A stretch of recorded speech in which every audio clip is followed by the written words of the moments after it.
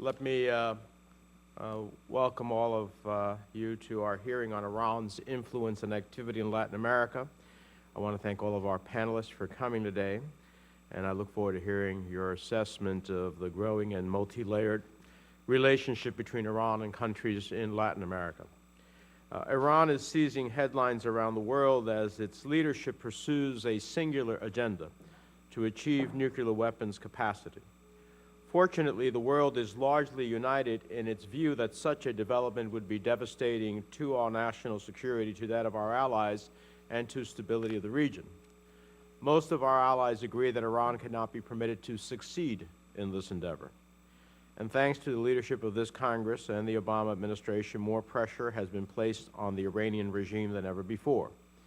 In December, the Senate voted unanimously to impose binding sanctions on the Central Bank of Iran that have led to a 25% drop in the Iranian currency, the reconsideration of millions of dollars in purchases of petroleum from Iran, and the passage of similar sanctions and an oil embargo by the EU nations. Earlier this month, the Senate Banking Committee further tightened the noose by approving the Iran Sanctions Accountability and Human Rights Act, which imposes sanctions on joint energy ventures and uranium mining ventures, including some Iran has concluded with countries in this hemisphere, and supports sanctions on the National Iranian Oil Company, which has also extended its reach into this hemisphere. As we tighten the noose around the Iranian regime, we must pay close attention to where President Ahmadinejad's increasingly isolated government looks for friends and resources. Unfortunately, there are some countries in this hemisphere that, for political or financial gain, have courted Iranian overtures. They proceed at their own risk, the risk of sanctions from the United States and the risk of abetting a terrorist state. Within 4 years of President Ahmadinejad's election in 2005, Iran opened 6 new embassies in Latin America, including Bolivia, Chile, Colombia, Ecuador, Nicaragua, and Uruguay. In addition to the 5 embassies Iran already had, Iran has announced its intention to form a joint oil company with Venezuela, signed a memorandum of understanding to cooperate in oil activities and personnel training with Ecuador, been awarded the right to explore 12 oil and gas blocks in Bolivia. In October, we learned of Iran directing a plot to assassinate the Saudi ambassador on U.S. soil, using individuals it believed to be members of the Zetas drug cartel. And 2 months later, the Spanish-language network Univision aired a documentary that depicted a 2007 cyber attack plot by the Iranian ambassador in Mexico in conjunction with diplomatic officials from the embassies of Venezuela and Cuba to infiltrate U.S. government computer systems in the White House, FBI, CIA, and 2 nuclear facilities. The Venezuelan official profiled in that documentary was later reposted to the Venezuelan consulate in Miami until the State Department compelled that she be dismissed for her actions while serving in Mexico. Furthermore, an investigation into the Lebanese-Canadian bank profiled by the New York Times discovered a complicated web of high-ranking Hezbollah officials involved in South American cocaine trafficking trade, as well as an extensive network of money laundering for Colombian and Mexican drug cartels. When you view this in conjunction with the fact that travel between Iran and both Venezuela and Bolivia does not require visas despite weak commercial and tourist ties between the countries, and the fact that partnering with Venezuelan banks allows Tehran to seek to circumvent financial sanctions, it is impossible to say this issue does not merit more U.S. attention. Ahmadinejad has said, and I quote, "When the Western countries were trying to isolate Iran, we went to the U.S. backyard," end quote. We cannot ignore the geostrategic significance of Iran forming alliances with countries in the Western Hemisphere, particularly with anti-American leaders like Hugo Chavez and Daniel Ortega. This is especially threatening in light of the recent plot to assassinate an ambassador on U.S. soil, which our intelligence community believes is evidence that the leadership in Tehran feels increasingly emboldened in its plan to undermine American interests and those of our allies.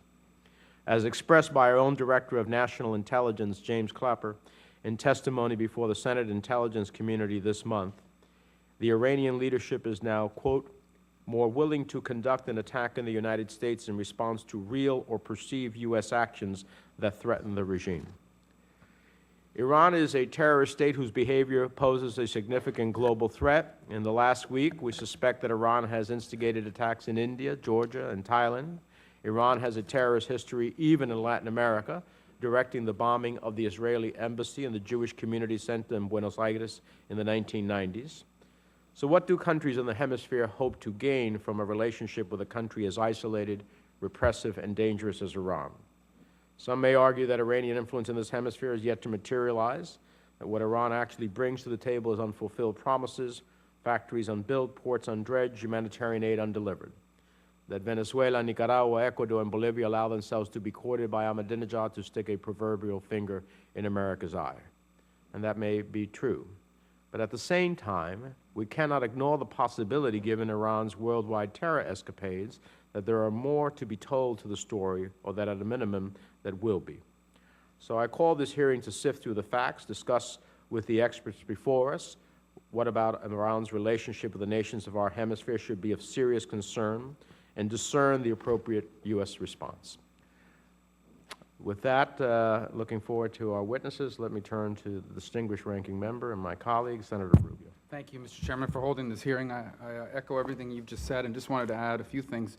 First, let me thank the witnesses. We have a great panel. Thank you all for being a part of this. I've already read all of your statements, so I look forward to hearing them and answering your questions.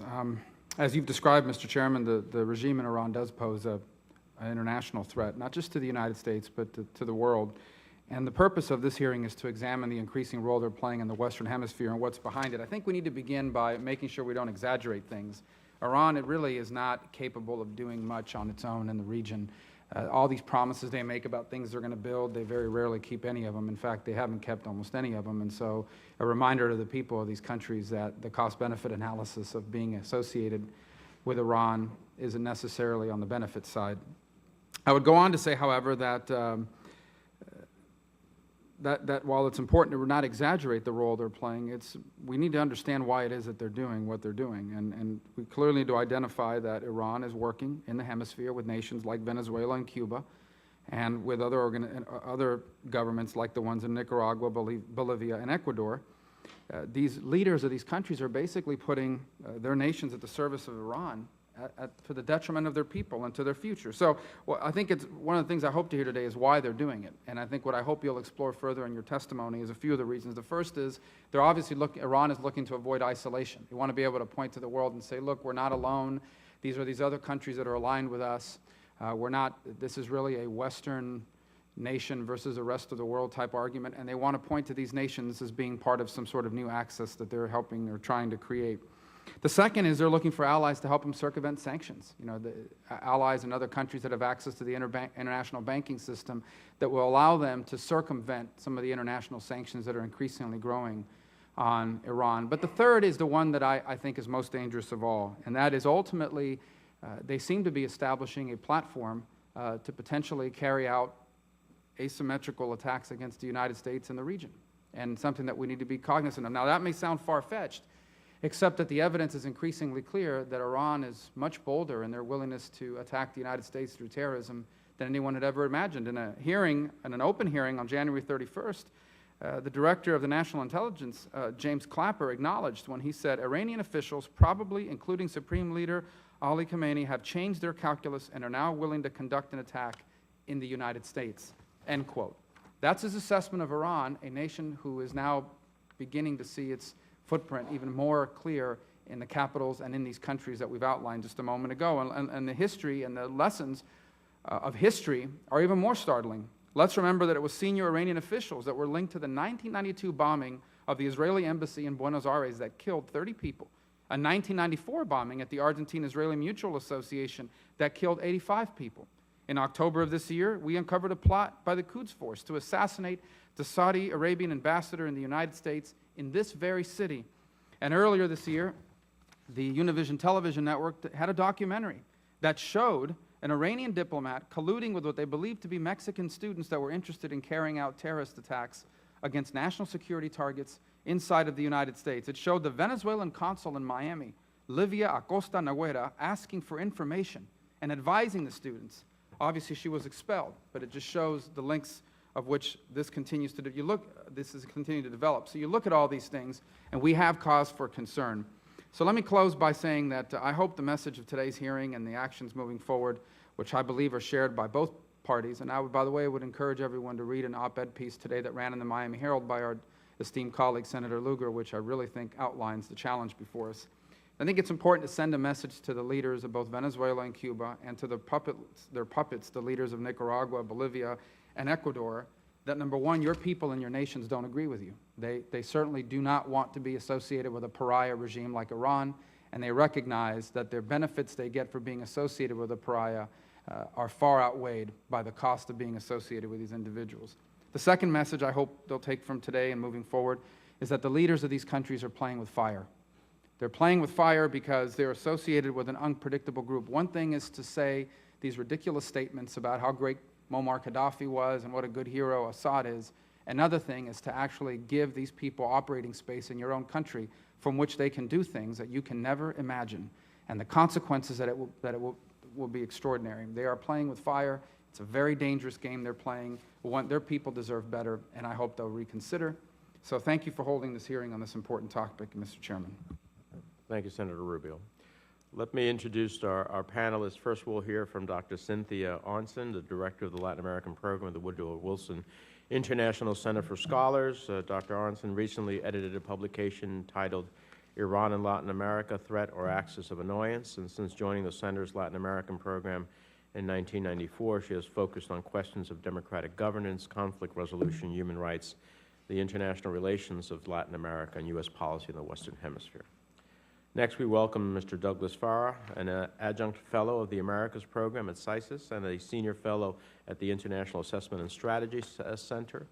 He is an expert on transnational criminal organizations, insurgencies, ungoverned spaces, illicit money flows, and resource exploitation in Latin America. In recent years, he has written extensively about Iran's growing influence in Latin America, the Bolivarian Revolution, and transnational criminal and terrorist networks in the region. We'd also like to welcome Ambassador Roger Noriega back to the committee, who coordinates the American Enterprise Institute's program in Latin America and has served as our Assistant Secretary of State for the Western Hemisphere Affairs, as well as U.S. Ambassador to the Organization of American States, and is a former staff member of this committee. Finally, we welcome Elon Berman, Vice President of the American Foreign Policy Council, an expert on regional security in the Middle East, Central Asia, and the Russian Federation. He's also consulted for both the U.S. Central Intelligence Agency and the U.S. Department of Defense, and recently returned from an extended fact-finding trip to examine Iran's growing influence in Latin America. So thank you all for your willingness to share your expertise with the committee. We welcome you and ask you that you limit your testimony to approximately 5 minutes. Your full testimony will be included in the record. And with that, we'll begin with Dr. Aronson. Thank you very much, Senator Menendez, and thank you, Senator Rubio, for this invitation to testify on this difficult subject. This is obviously a highly charged topic. International tensions over the purpose and the lack of transparency of Iran's nuclear program have escalated dramatically in recent weeks.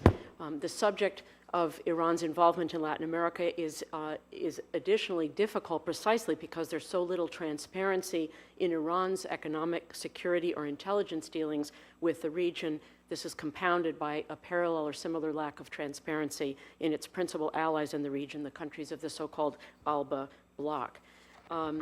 The allegations about Iran's activities in Latin America, which both you and Senator Rubio have just outlined, especially those related to its nuclear ambitions and support for terrorism, deserve to be treated with the utmost seriousness. As you mentioned, there is a track record. 5 Iranian officials, including the current defense minister, along with an operative of Hezbollah, have been accused by the government of Argentina, and those arrest warrants have been validated by Interpol for masterminding the 2 most devastating terrorist attacks in recent Latin American history, the 1992 bombing in Buenos Aires of the Israeli embassy, the 1994 bombing of the Jewish Community Center, the AMIA.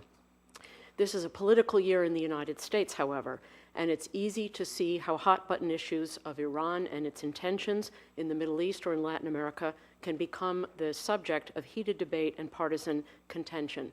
When one adds to this mix the polarizing and stridently anti-U.S. figure of President Hugo Chavez in Venezuela, the whole mix becomes especially volatile.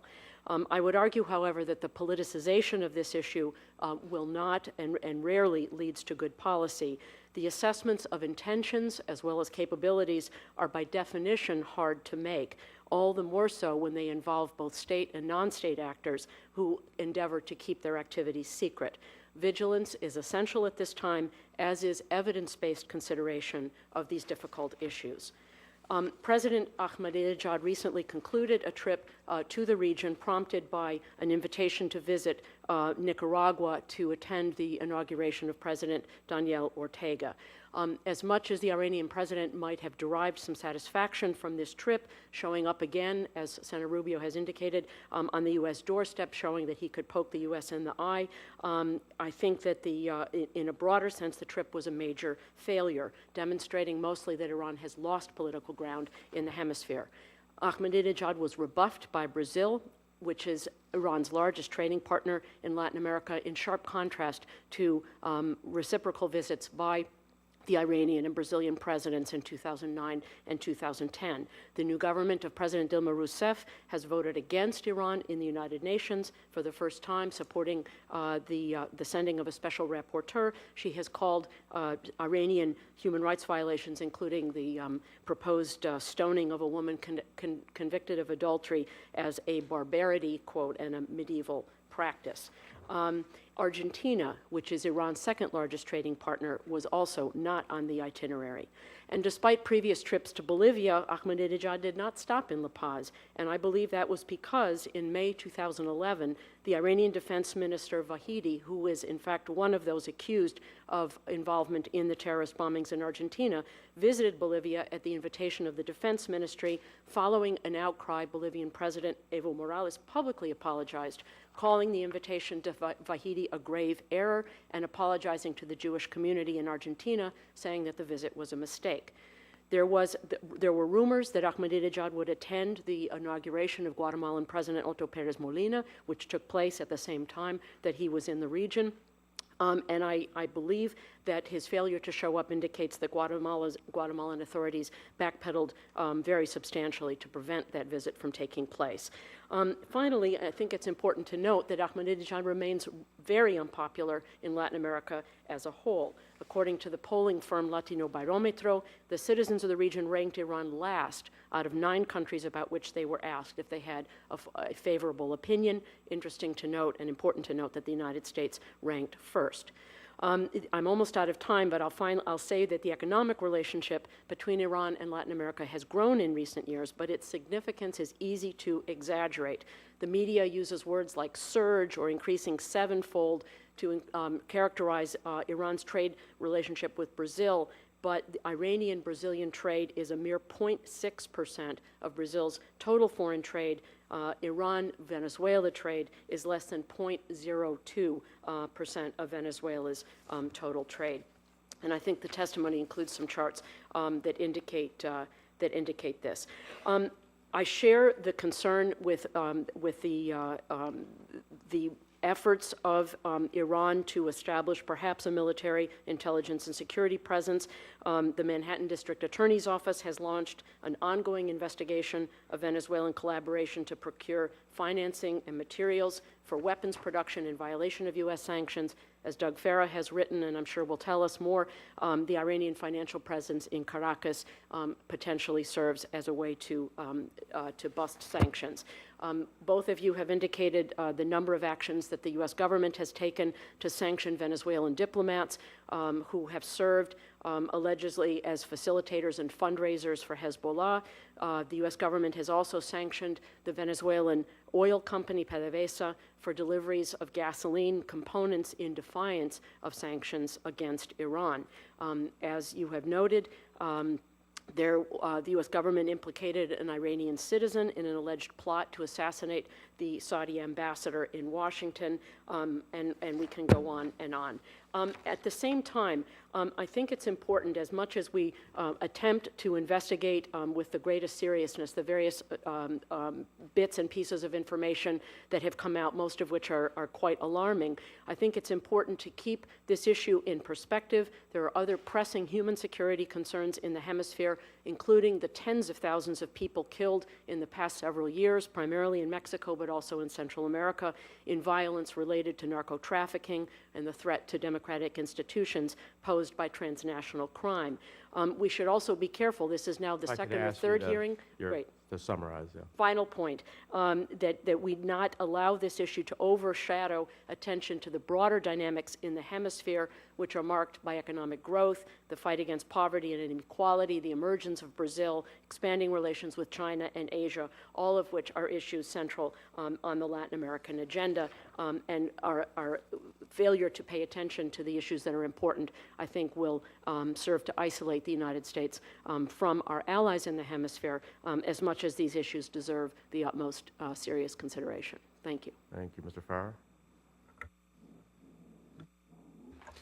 Thank you, Chairman Menendez and Ranking Member Rubio and members of the subcommittee for the opportunity to testify today on an issue I feel is of profound importance.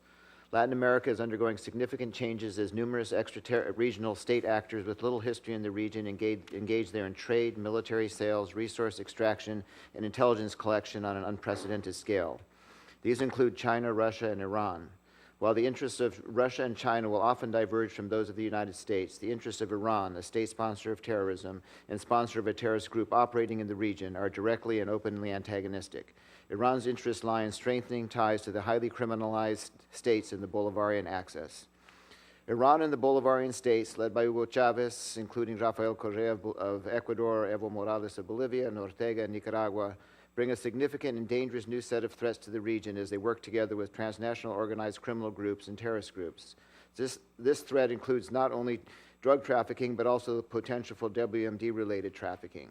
These activities are carried out with the participation of regional and extra-regional state actors who have a publicly articulated doctrine of asymmetrical warfare against the United States and its allies that explicitly endorses as legitimate the use of WMD in that struggle.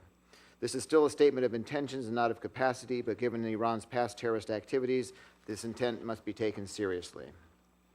The goal of Iran's presence in the region is twofold, in my opinion: to develop the capacity and capability to wreak havoc in Latin America and possibly the U.S. homeland if the Iranian leadership views this as necessary to the survival of its nuclear program, and to develop and expand the ability to blunt international sanctions that are crippling the regime's economic life.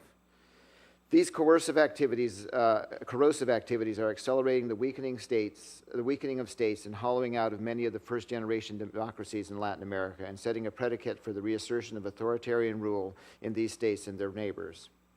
The relationship between Iran and the Bolivarian states is built on a shared perception of history and grievances against the United States that lead directly to the doctrine of asymmetrical warfare and the embrace of the concept of justified use of WMD against their enemies. While Iran's rulers view the 1979 Iranian Revolution in theological terms as a miracle of divine intervention against the United States, the great Satan, in which they defeated the great Satan, the Bolivarians view this as a roadmap of how to defeat the United States through asymmetrical means.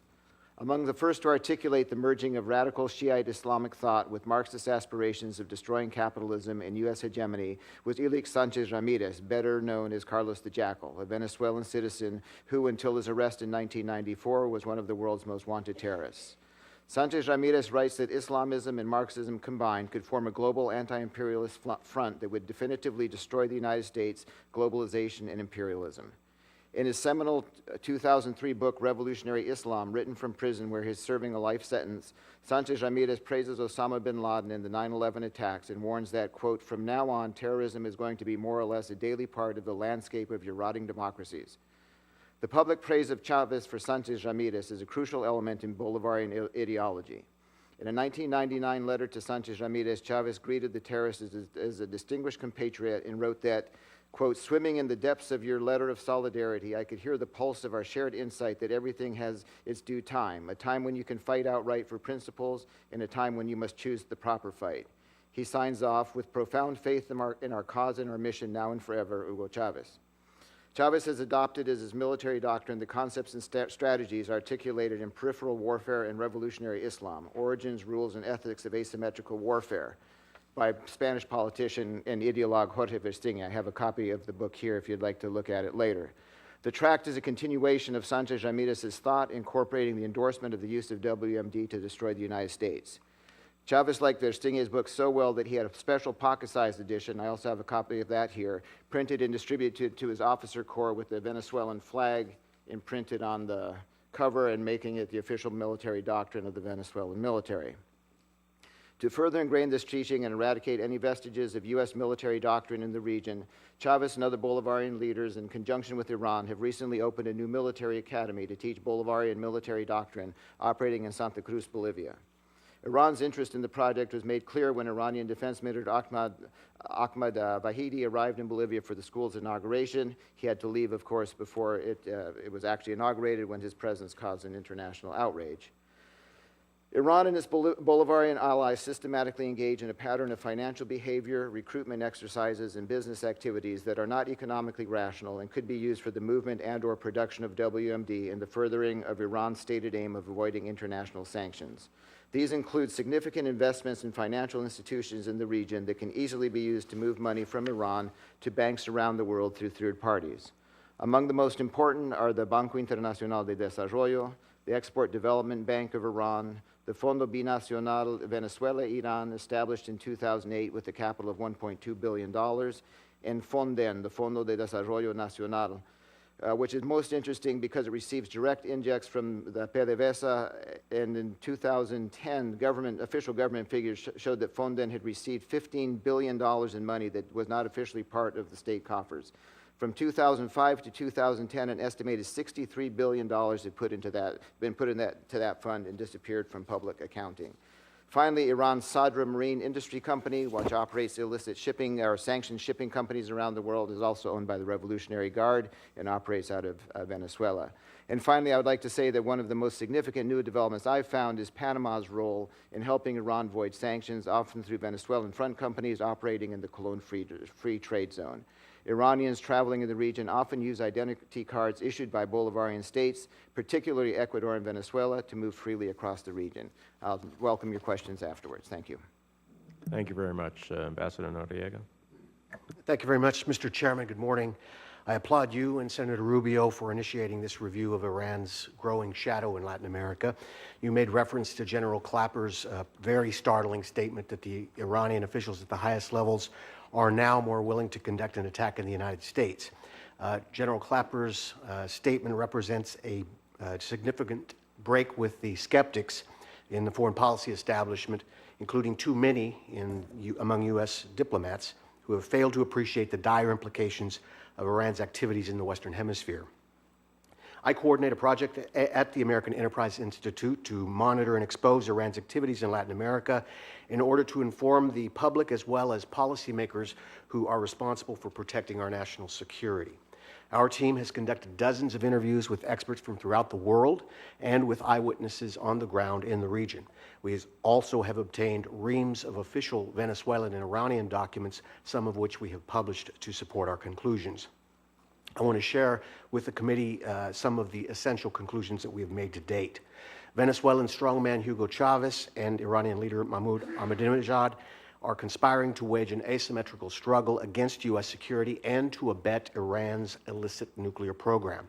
Iran has provided Venezuela conventional weapons capable of attacking the United States and our allies in the region.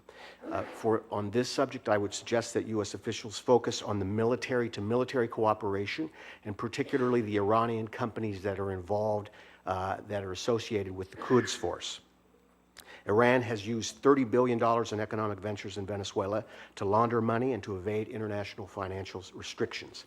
I also refer the committee and U.S. officials to the work of the District Attorney of New York, Cyrus Vance Jr., that has continued to look into this important issue and the implications for our security.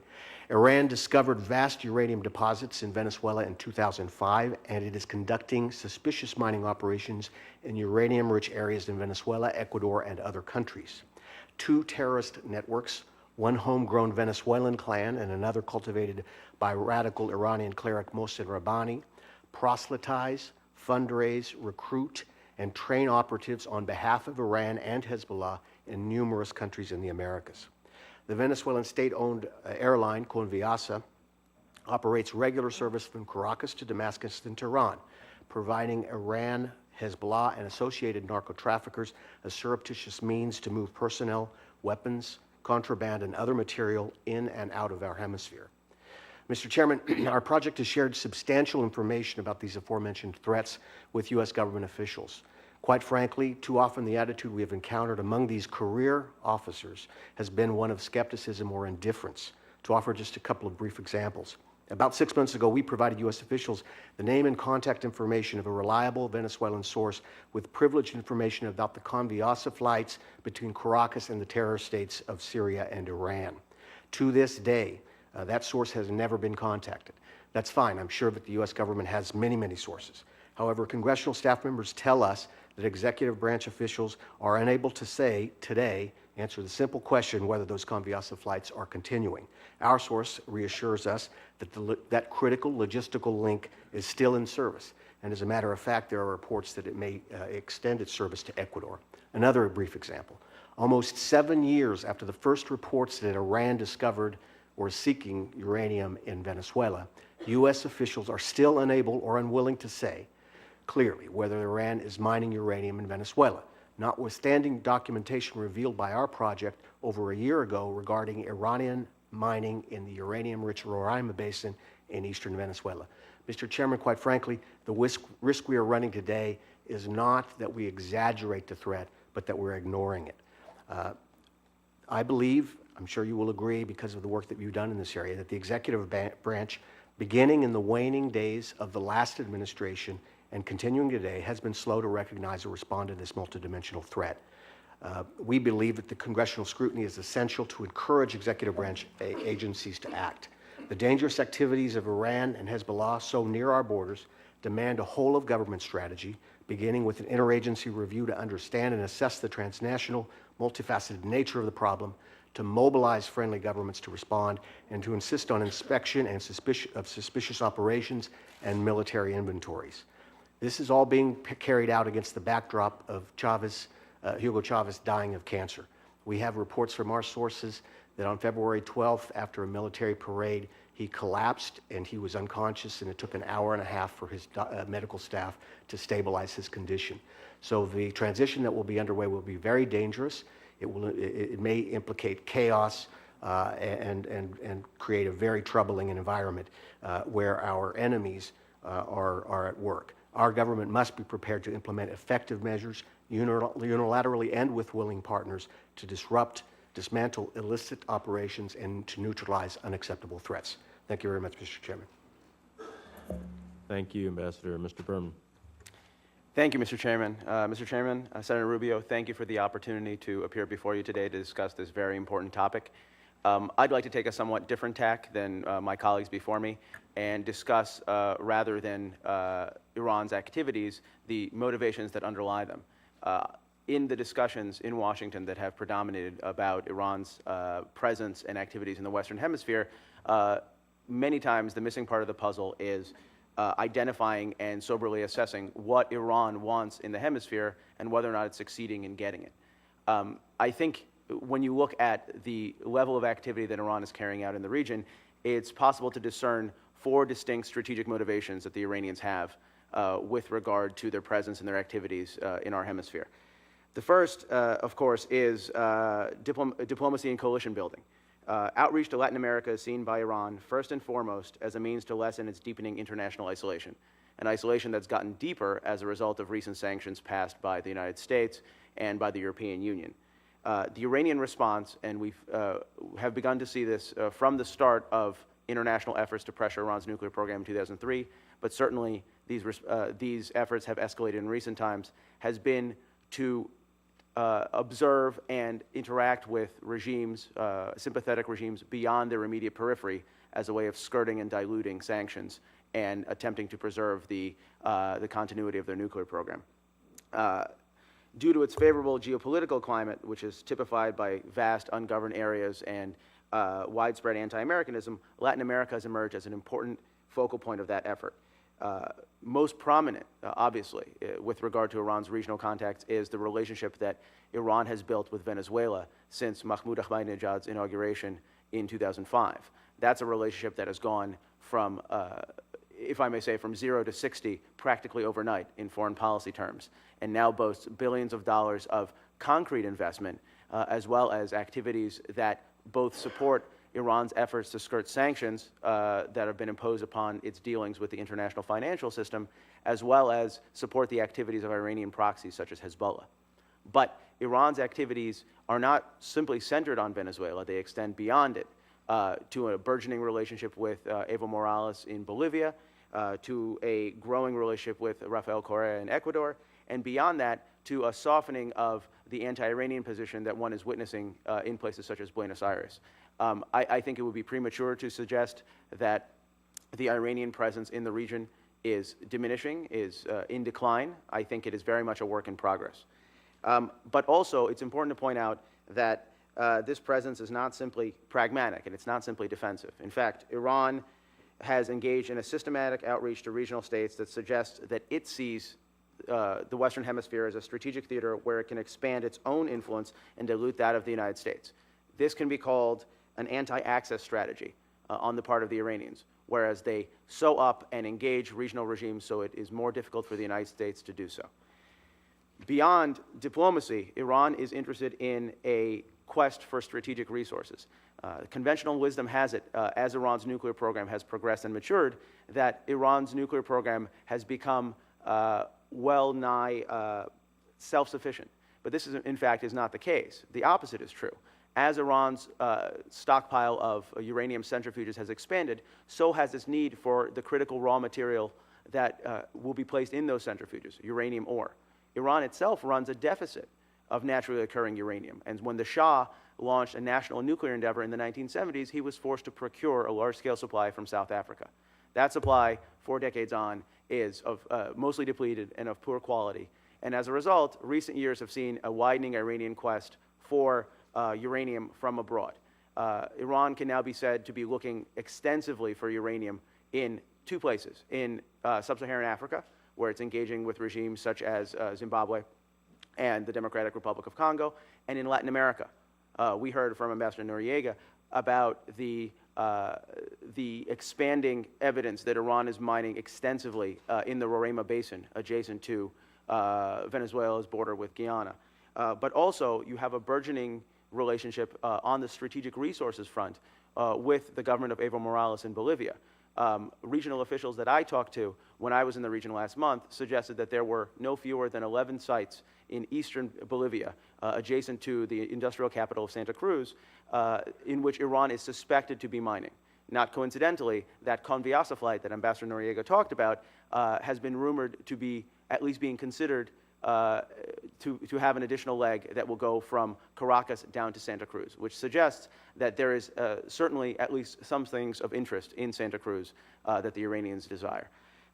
Beyond that, Iran has been involved in building a surprisingly robust asymmetric presence in the region. This involves not only Iran's exploitation of gray and black markets and free trade zones, such as the Triple Frontier and Venezuela's Margarita Island, but increasingly a paramilitary presence as well. Regional officials that I spoke with when I was in South America suggested that there were between 50 and 300 Iranian trainers related to the Iranian Revolutionary Guard that are present in Bolivia at this particular time. There is not a great deal of clarity as to what they're doing and their level of activity. I would point out, however, that Iran has provided at least some of the seed money for the regional defense school set up by the Alba Bloc, which was inaugurated by Iranian Defense Minister Ahmed Vahidi when he was in Bolivia in the late spring, early summer of last year. This asymmetric capability has created a latent operational capability. And the conventional wisdom in this town has long been that Iran uses the region opportunistically rather than operationally. In fact, as you pointed out, the foil plot to assassinate Saudi Ambassador Adel al-Jubeir in Washington in October suggests that there has been a significant strategic shift in Iranian thinking, and that Iran now begins to look at the region operationally. General Clapper, Senator Rubio mentioned his comments about Latin America. It's worth noting that he concluded his testimony by saying that the Iranian regime has formed alliances with Chavez, Ortega, Castro, and Correa that many believe can destabilize the hemisphere. These alliances can pose an immediate threat by giving Iran, directly through the IRGC, the Quds Force, or its proxies like Hezbollah, a platform in the region to carry out attacks against the United States, our interests, and our allies. In conclusion, I think it's important to point out that Iran's presence in the region is very much a work in progress. Iran has not managed to firmly entrench itself or operationalize the relationships that it's seeking to build. But the interests and the strategic imperatives that drive them are clearly present, and they're worth our attention. Thank you. Thank you. Thank you all very much. Lots been said here that's valiant. I'd like to explore it with you, so let me start off. Let me just make sure I put this in, I understand well. Dr. Aronson, you're not suggesting that a hearing of this sort is a politicalization of the topic. I assume that that's the case. You wouldn't have accepted our invitation. Is that correct? That is absolutely correct. Okay. But I do think that, you know, it's no secret we're in a political year, and, you know, this is a kind of issue, and I think some of the other witnesses have indicated that they do not consider the Obama administration to have taken sufficiently seriously the allegations that have been made. And I know that you'll be meeting with people from the administration later this afternoon, and I suggest that those are questions better put to them. I'm not in a position to independently verify whether or not the administration is paying attention to it. It says that it is. That's all. Well, I just want to make sure that we don't, our concern here is obviously substantive, and Right. We think that it is important to review all of the views that exist to understand the depth of Iran's intentions and clearly their participation. So when you reference politicalization, I wanted to make sure you weren't referring to this hearing. And from my own perspective, I do believe the Obama administration has actually engaged in more sanctioning activities and enforcement of sanctions activity than ever before. And I think they are fully engaged and understand the nature of the threat. Our goal here is to determine another dimension of that potential threat here in the hemisphere. Would we have even envisioned within the last decade an Ahmadinejad being able to visit anywhere in Latin America? I mean, a decade ago, would you have thought that Ahmadinejad would have had an open door, maybe other than the side of Cuba? Well, Mr. Chairman, if I can jump in, I think that the extraordinarily important point of inflection here has been the hospitality offered by Chavez. They have absolute impunity to operate in Venezuelan territory. They have a partner, they have an ally in terms of evading sanctions, in terms of obtaining uranium, in terms of carrying out activities to support Hezbollah. They have a willing partner in terms of acquiring military capabilities and placing military capabilities in Venezuelan soil. They have a petro-rich economy that carries out a very vigorous diplomacy that has opened doors for Tehran in other countries in Latin America. So I think the critical ingredient here has been Chavez, and the only thing he has in common with that Islamic republic is unrelenting hostility to the United States. Mr. Berman, let me ask you, you ended on a note that I'm interested in. The question is whether, in understanding Iran's motivation here in the hemisphere, and its interest and its abilities, what's your take on Iran? Is it seeking, may not have it now, but is it seeking operational capacity in the Western Hemisphere? Does it have the potential resources, if it has the right set of allies in the hemisphere, to seek to effectuate operational capacity? I think it is when you see, Univision's taping of or production of, airing, however the right word is, probably airing, of that which they received about the interest about cyber attacks against the United States, when you know about the facts that are pursued by our own Justice Department on the attempted assassination of the Saudi ambassador. When you see General Clapper make the statements he made, this is not someone who I think would cavalierly suggest that it is something to be concerned of. Are those not concerns in which, while I don't think it exists right now, I'd like to hear your opinion, that the search for operational capacity isn't something that we should be concerned about? I think so, sir. And here I think it's useful to point out two things. First of all, Iran's presence in Latin America long predates the current debate over Iran's nuclear program. Iran was instrumental in helping Hezbollah put down roots initially in the tri-border region and beyond that, beginning in the early 80s. And so Iran's presence in the region is far more historic than we give it credit for. Second, that presence has become an important part of Iran's strategic mix as the crisis over Iran's nuclear program has deepened. We here in town are still debating what the next steps will be with regard to Iran's nuclear program if diplomacy, if economic sanctions are insufficient. From the Iranian perspective, warfare, at least of an asymmetric variety, has already been joined, as manifested through Stuxnet, the malicious cyberworm, and other variants that they have experienced in their nuclear program.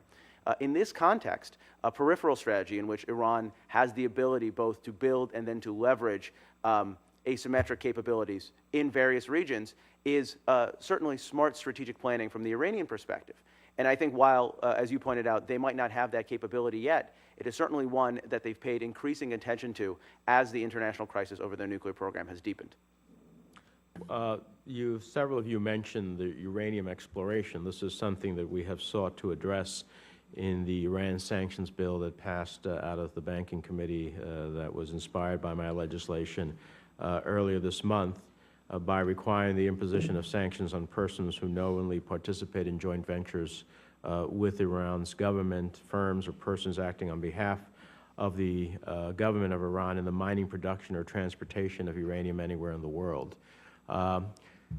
Obviously, there are responsible state actors who will look at not just the United States, but the world community, the EU and others, and say, we want to live within an international order that says that Iran's march to nuclear weaponry is a concern, and that uranium, production for them is incredibly important towards that goal, and therefore we're going to follow the international effort to eliminate or dramatically reduce their ability to obtain uranium.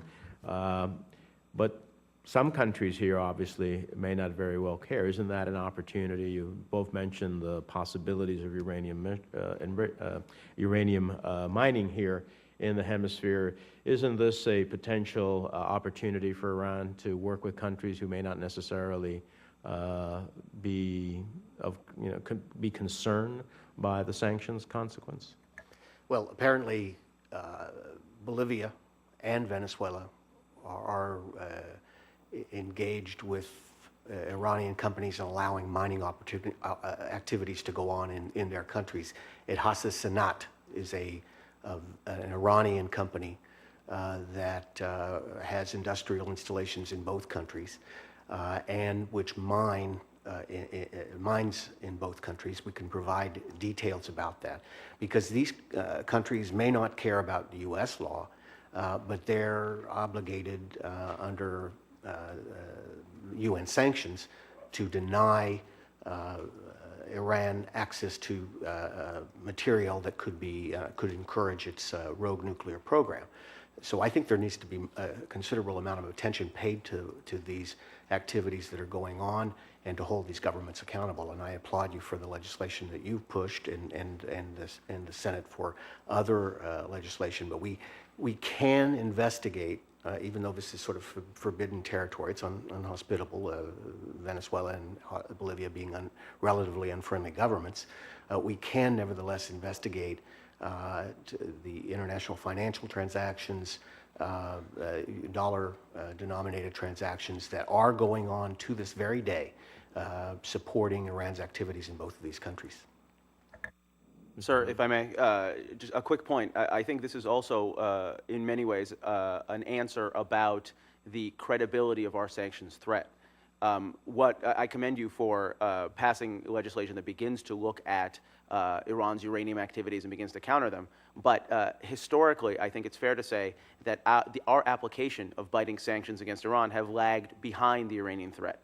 And as a result, over time, more than a few countries have come to view business with Iran as a calculated risk, that they can essentially get away with business as usual without facing serious censure from the United States. And I fear that with that as historical precedent, these uranium sanctions will face the same high hurdle in terms of credibility. If Bolivia or Venezuela, who are not predisposed to cooperate with the United States to help America and its allies isolate Iran, sense that while Congress is seized of the need to sanction them because of this uranium activity, there is no follow-through, they're likely to continue business as usual. Well, I think that, and I'm going to turn to Senator Rubio, I think that the amendment that I authored and was passed 100-0 on sanctioning the Central Bank of Iran and sanctioning entities that deal with the Central Bank of Iran should send a pretty clear message to those who think they're making a calculated risk and business decision, that that's far more than a risk. And so far, the administration's enforcement of that has been one that I applaud, and I look forward to its vigorous fulfillment as the different elements of the law come to pass. I think that is our last best chance at the end of the day to deter Iranian behavior. Senator Rubio. Thank you. First of all, the entire panel kind of continues to bring more clarity to this issue. I think we understand the Iranian side of this equation pretty clearly based on your testimony. What they get out of this is, number one, the ability to avoid sanctions or trying to avoid sanctions, particularly economic sanctions. Number two is access to uranium and other raw materials that they need for their ambitions. And the third is an operational platform to have, this is a country that clearly uses terrorism as part of its foreign policy mechanisms. And they're according to your testimony, increasingly trying to develop an operational platform in the region. We don't know what stage that's in, but any stage is not a good one. I want to focus for a moment on what these countries get out of it, and in particular, what these governments in these countries. There's clearly not an in a religious or affinity here. I mean, they don't share that. So what are, and my sense is, both from talking to expatriates from these countries and even people living there now, that it's not like Iran is a beloved country and by the Nicaraguan people, the people of Bolivia, the people of Ecuador, the people of Venezuela. In fact, in Venezuela, there is a lot of resistance to the Cuban presence. You can only imagine the resistance there would be to the Iranian presence there. What does Hugo Chavez get out of this, and what do the other leaders of these countries get out of this arrangement? Because they're not getting the kind of economic support that Iran is promising. I don't know who wants to go first, but I think that's to the whole panel. I would just say that what Venezuela is looking for, the Bolivarian states, I think as time has gone on, they've become clearly increasingly criminalized as governments, and particularly in the cocaine trade. And I think the driving impetus has been for Chavez, from the quotes, from the letters I read and stuff, his fascination with this ability to destroy the United States. And if you read his letters to Carlos the Jackal, they're really magnificently megalomaniacal. As I am here destined to do great things, and I hold your hand as we go forward into history together, et cetera, et cetera.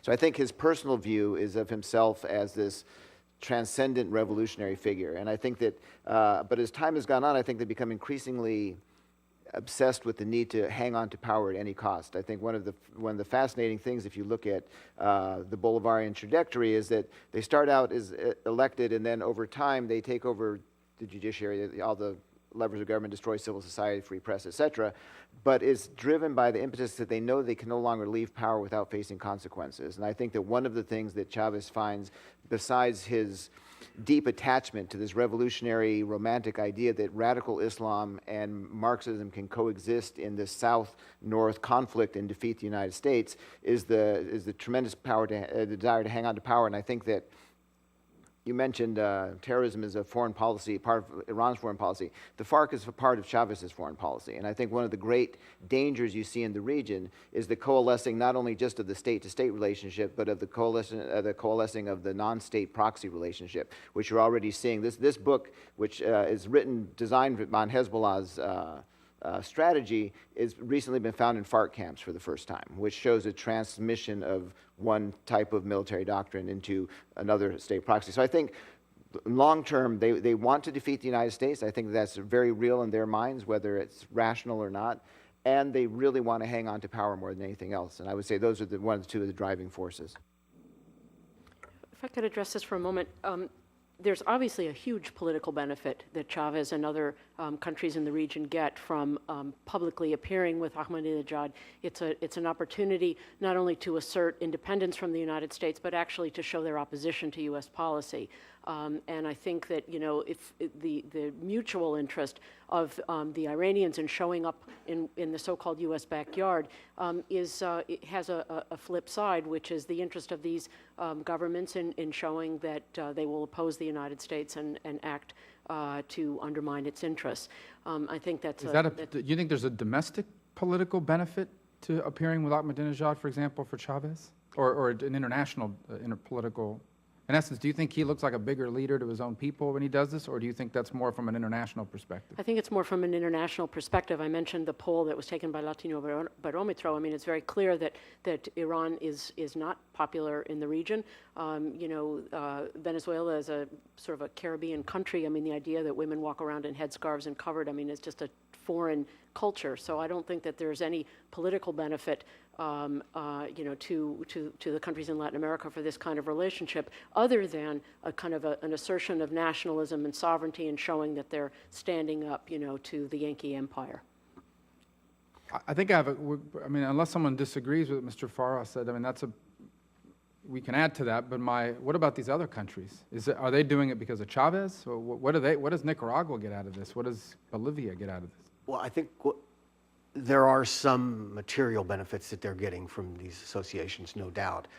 I think a lot of it is political. They're united, motivated by hostility to the United States and defiance of the United States. What we have to, when we look at these regimes, and particularly Chavez, we have to sort of think in his mindset. And what we might regard as irrational, provocative, or irresponsible, he sees as just one more act of defiance, and more importantly, creating the means to threaten the United States in an asymmetrical struggle. So that's what makes the fact that he's dying so extraordinarily important right now, because there's a real struggle that will go on in the next 12 months about whether the hardliners will hold on to power in Venezuela and who then might continue to be hospitable to Iran, or whether a democratic transition has some sort of a chance. That's why we definitely need to be engaged. But I would say that the U.S. government really needs to pay attention to the military-to-military cooperation and what, quite literally, Venezuela is getting out of the Iranian relationship. I think we will be startled by what you find. As an Iran expert rather than a Latin America subject matter expert, I can only add a brief nuance. Ambassador Noriega talked in his testimony, at least in passing, about the transition. He elaborated now that's taking place in Venezuela. From the Iranian perspective, we have a situation that's both crisis and opportunity. Iran, in seeking to entrench itself in the region, is very concerned about secession in Venezuela. It's very concerned about its post-Chavez operating environment in the region. And as a result, over the last 12 months, it's stepped up its diplomatic and political contacts with the regime of Evo Morales in Bolivia, as well as with Rafael Correa in Ecuador. And the health of those relationships, as Chavez continues to become more ill, as the political transition takes hold in Venezuela, will be a very good barometer of how entrenched and how much freedom of operation Iran has after Chavez leaves the scene. I just have one or two other questions. Let me ask, when we talk about the ability for operational capacity, Mr. Farah, maybe you but I welcome anybody's assessment with your expertise on organized crime and drug cartels in the Western Hemisphere. But looking at a different dimension, Iran, using its diplomatic outreach and commercial ventures, we know the IRGC and Quds ultimately, in an Iranian context, have a big part of their commercial enterprise behind them, which is why I targeted the IRGC in our sanctions legislation. Do you think that this is an opportunity for them to establish such a force presence in the region? Is that something that is possible, and what would it take to be able to operationalize that? Well, I think that targeting the IRCG is exactly right. I think that they are the driving economic force and in the military-to-military relationships. I think if you look at the merging of state and non-state actors, which I think you're seeing these hybrid transnational organized criminalizations now appended to states, and you see particularly the government of Hugo Chavez, but also Evo Morales, using now transnational organized criminal groups as instruments of state policy, particularly the FARC. And I think if you look at how they need specific control of geographic territory, I think that is what primarily their alliance with these transnational organized criminal organizations can do. And if you look at how illicit products move across the region, if you're moving 30 kilos of cocaine or 300 AK-47s or 30 Chinese illegal immigrants, they're going to pass through the same basic pipeline, through the same basic choke points, and with 95% of the time they will cross our borders undetected and unimpeded. So I think access into that network of that pipeline that's able to move any product basically across the northern tier of South America, through Central America, across our borders undetected, is tremendously beneficial to them if they choose to use that as a way to move either people or elements that could be either WMD or whatever. In the report I did for DOD, that was what we were looking at. What is the potential for WMD movement? And that was our conclusion that even a tiny country like El Salvador, the size of Massachusetts, has 460 puntos ciegos, blind crossing border points that are uncontrolled completely. They have no control over their airspace. People routinely file a flight plan to land in Comalapa, the main airport, and then say, is they're flying into Salvadoran airspace, we'd like to land in San Miguel instead. And they say, okay, and there's no customs, nothing. So there's a whole pipeline available to them as they plug in, and I think that particularly on the sanctions busting, if you look at Panama again as one of their crucial elements now, and how that both Chavez, but particularly Iran, is using to launder their money or access money and access dual-use things. And I'll just end saying I had a fascinating talk with someone who had just left the International Atomic Energy Agency, who knew nothing about Latin America but had been focusing on Iran for many years.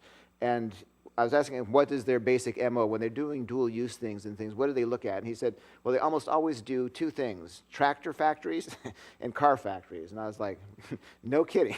We have tractor factories and car factories both in Bolivia and Venezuela. And I asked him what the purpose of that was. And he said, because they can get so many things that they need in the manifest that are tucked away, that are impossible to detect unless you want to spend 6 months reviewing their manifest, that they can move virtually anything with those two things. That's what they traditionally use. And if you look at what's happening in Latin America, they're building tractors that no one buys, cars that no one buys, and very few of them, but they have the factories and the shipping component mechanisms in place. It's interesting, right? And one of my concerns I mentioned in the opening statement is that places like Venezuela and Bolivia require no visa from Iran, despite relatively weak, certainly touristic ties. And even in Ecuador, we have seen movement of Somalis coming from Ecuador up, trying to attempt to come into the United States. So that pipeline that you talked about, a movement of anything, is obviously, if you can start with a entry point in which there is no visa required, then you can start moving to that pipeline. Is that a legitimate concern?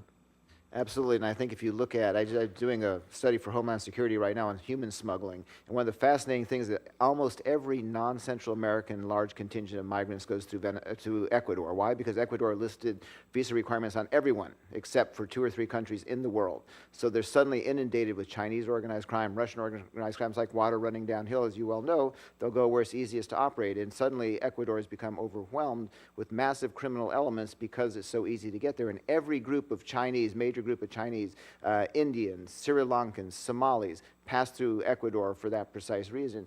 And having the opportunity to review some internal Ecuadorian documents on immigration, they had more than 480 Iranians coming and going out of there in unregistered, not registered in the normal way, out of Ecuador, which isn't a huge number, but given the fact that none of them are tourists, one should wonder what's what the purpose is, given that their embassy supposedly has a very limited number of people, about 6, when they probably have much closer to 50. But anyway, there's many interesting elements to what the lack of immigration control and the lack of visas offer countries like Iran, as well as transnational criminal organizations. Mm-hmm. Two final sets of questions. Mr. Chairman, could I just add one? Something to recognize a tactical opportunity that the Iranians and terrorist organizations have acquired from the association with the Venezuelan authorities is the estimates are there have been hundreds of thousands of official Venezuelan documents issued to people who have no real association with Venezuela, can't even speak Spanish. And so you'll find, we've spoken with security officials throughout the hemisphere of people that they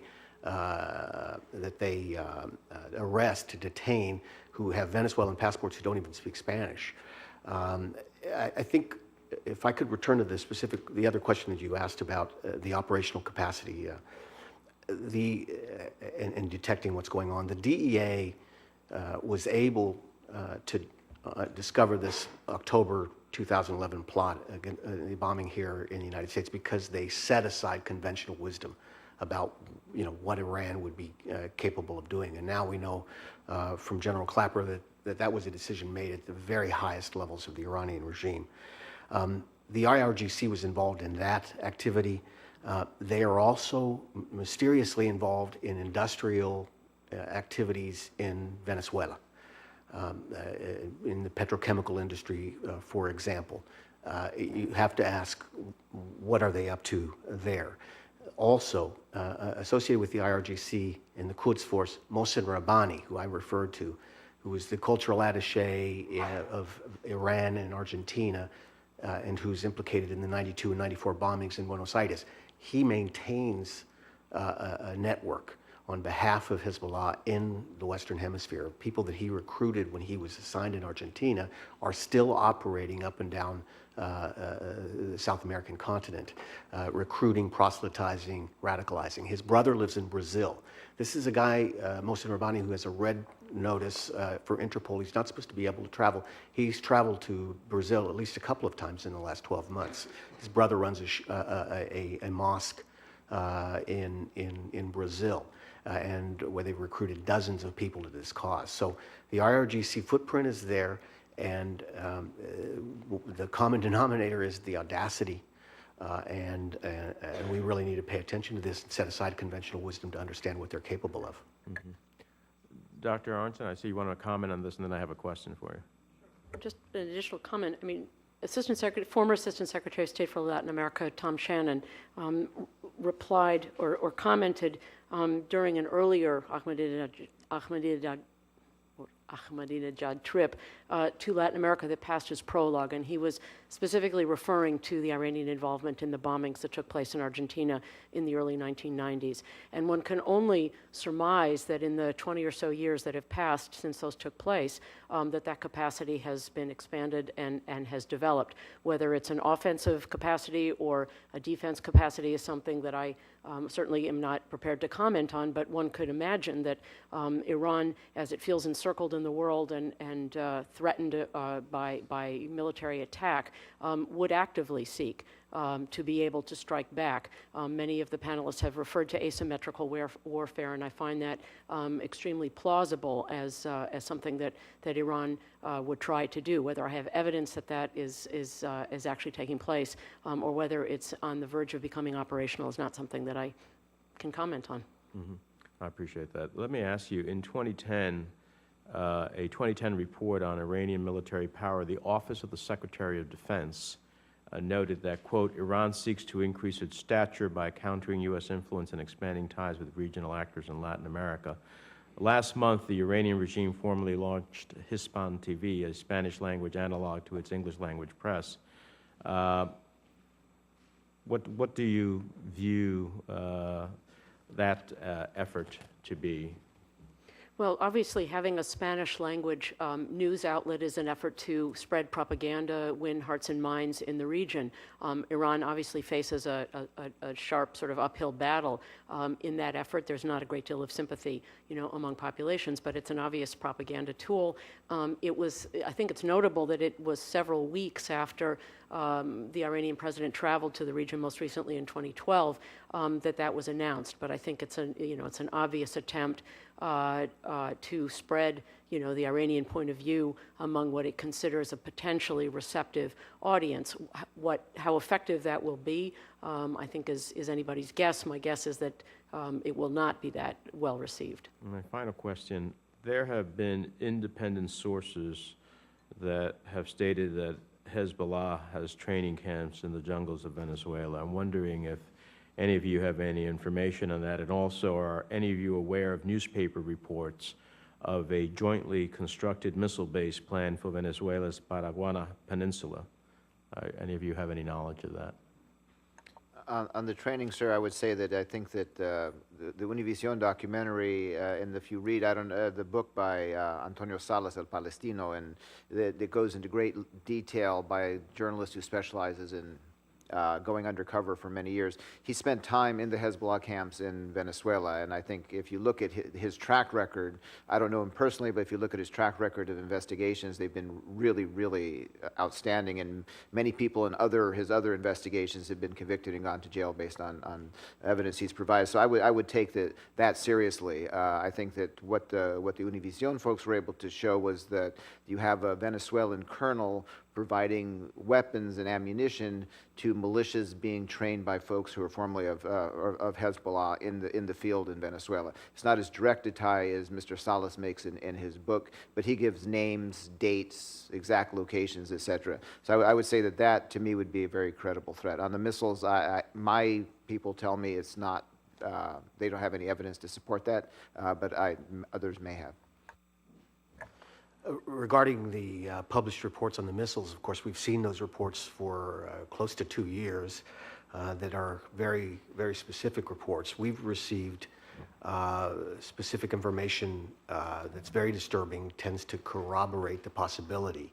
And this would be a real escalation because the reports that we've read about publicly refer to ballistic missiles, which would be a real escalation in the region, and it would require a U.S. response. No country in the region really would be capable of responding to that sort of escalation if Venezuela has acquired that capability. The good news is it would also unite other countries in the region with us in wanting to deal with that escalation.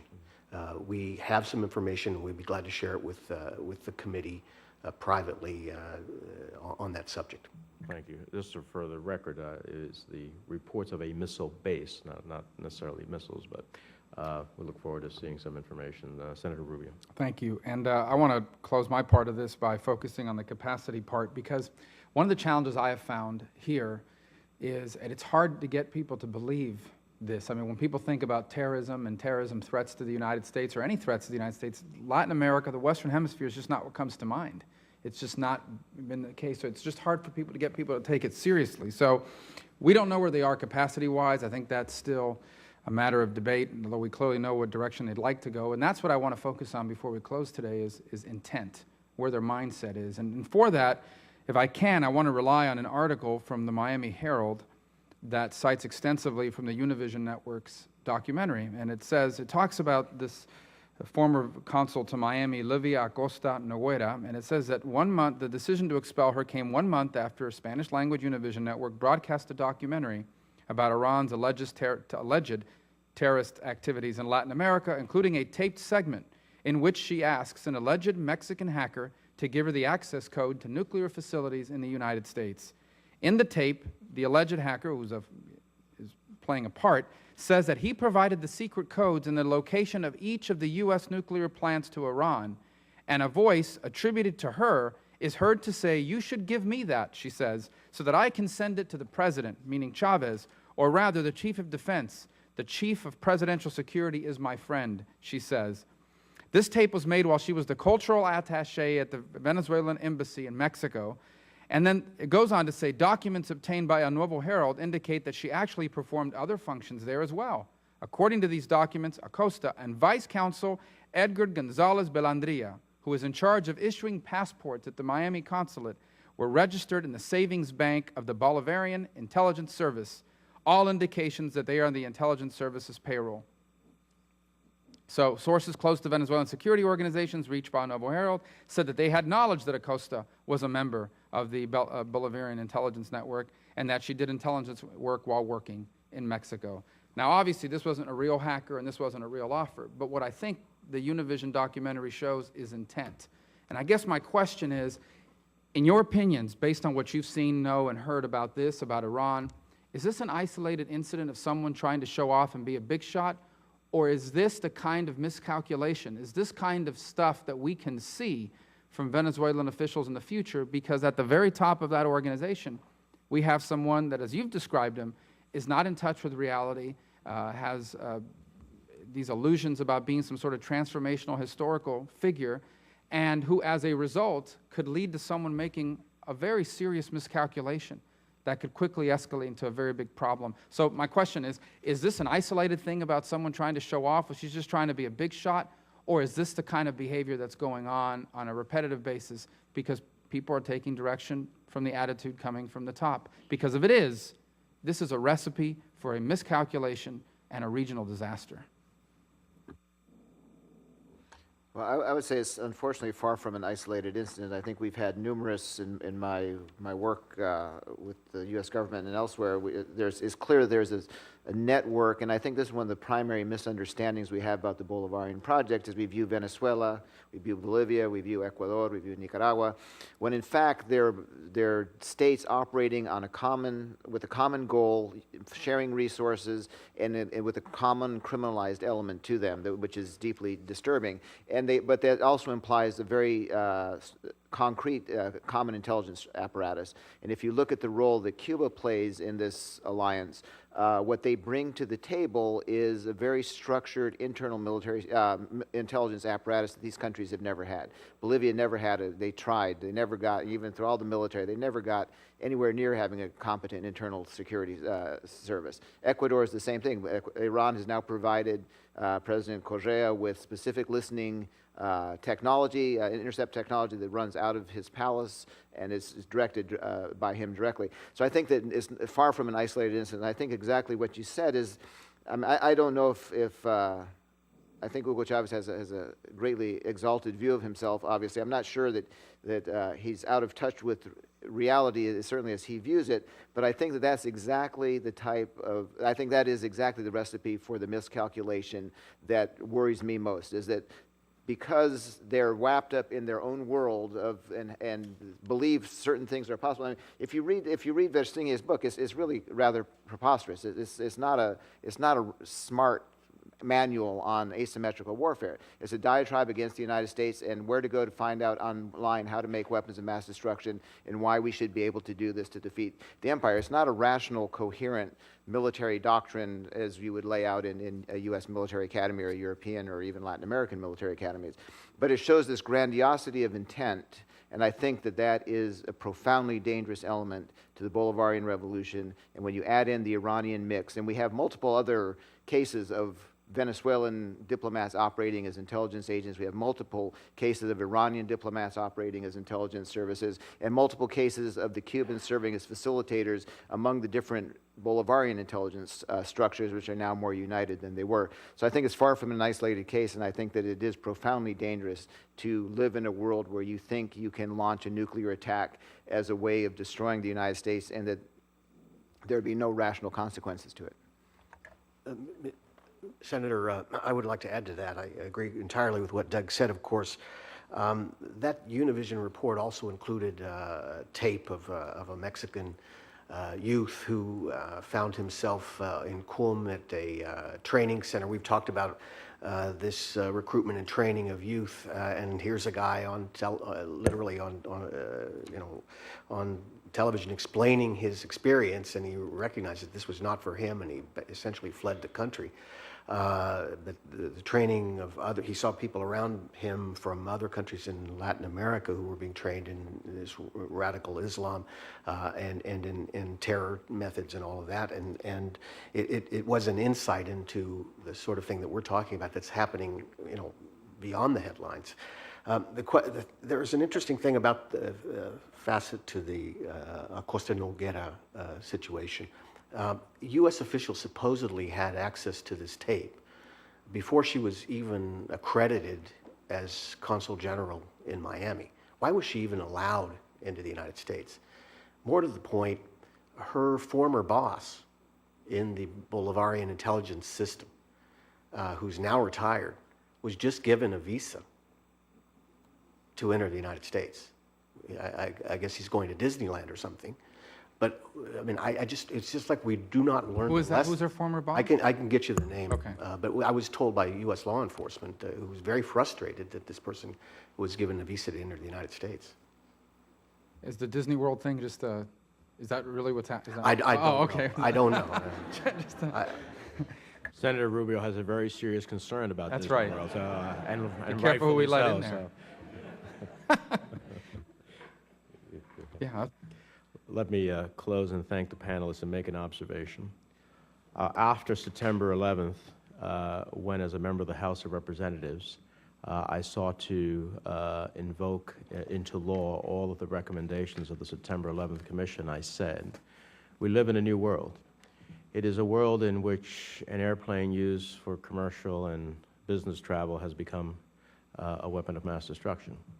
It is a world in which a letter can be used as a deadly weapon when it is laced with anthrax. It is a world in which we must think differently than we thought before September 11th. I think it is in that spirit that my own view of what this hearing is about is that we must look at the potential, the possible, and think outside of the box. And understanding, in my mind, that if I wanted to do harm to the United States, if I could operationalize the ability to do that in America's front yard, then I certainly would want to. That doesn't mean that it may eventually effectuate itself, but I would think that the desire to do so would be real. And therefore, I take General Clapper's comments seriously.